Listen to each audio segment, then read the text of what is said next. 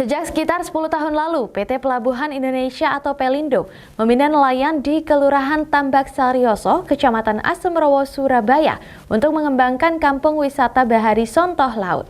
Di antaranya dengan menanam mangrove untuk mengundang burung-burung yang dapat dinikmati wisatawan.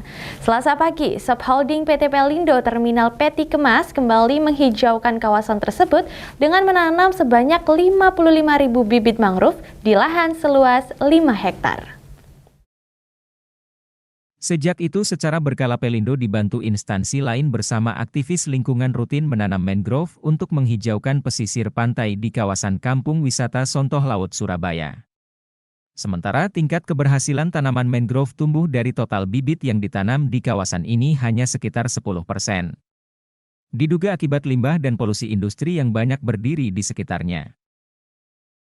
Itu program penghijauan PT Pelindo Terminal Peti Kemas sebanyak 55 bibit di lokasi 5 hektar, dan ini kami lakukan untuk di seluruh wilayah PT Pelindo Peti Kemas, baik dari Sabang sampai Merauke, yang kami akan lanjutkan di Sulawesi Tenggara, di Kendari tepatnya, nanti ada beberapa banyak lagi, dan kemudian di tempat-tempat lain. Itu aja, makasih Pak. Menurut Corporate Secretary PT Pelindo Terminal Peti Kemas, Widya Swendra mengatakan, penanaman bibit mangrove tersebut merupakan wujud komitmen perseroan melalui program Pelindo Peduli dalam mendukung pelabuhan hijau yang dicanangkan oleh pemerintah. Menurutnya, perusahaan telah memiliki rencana penghijauan di sejumlah area pelabuhan dengan jumlah bibit mangrove yang akan ditanam sebanyak 125.000 dengan total luas 31 hektar.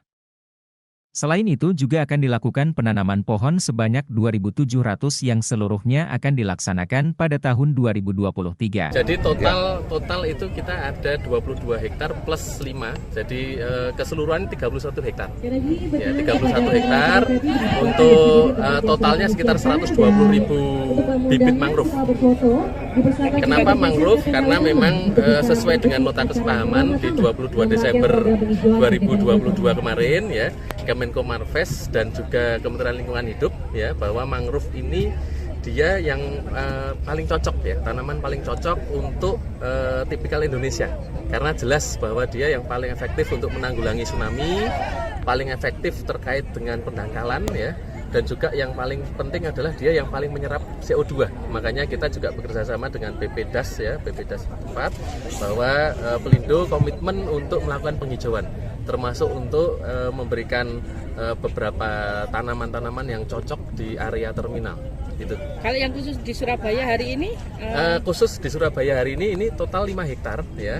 5 hektar yang tadi disampaikan oleh Pak Dir SDM bahwa ini ada 55.000 bibit mangrove yang nanti akan ditanam oleh 50 penanam dari Pokdarwi setempat, ya. Jadi 555 tadi disampaikan oleh Pak Camat tadi. Wah, ini di bulan 5 juga, Pak, ya. Betul. Di bulan 5 tahun 2023. Kalau ditambah 23 5 juga.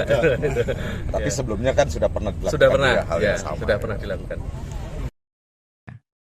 Kendati mangrove yang ditanam sejak 10 tahun lalu tingkat keberhasilan tumbuhnya hanya sekitar 10%, terbukti telah berhasil mengundang ribuan burung berdatangan di kawasan wisata bahari Kampung Sontoh Laut Surabaya, khususnya saat musim migrasi.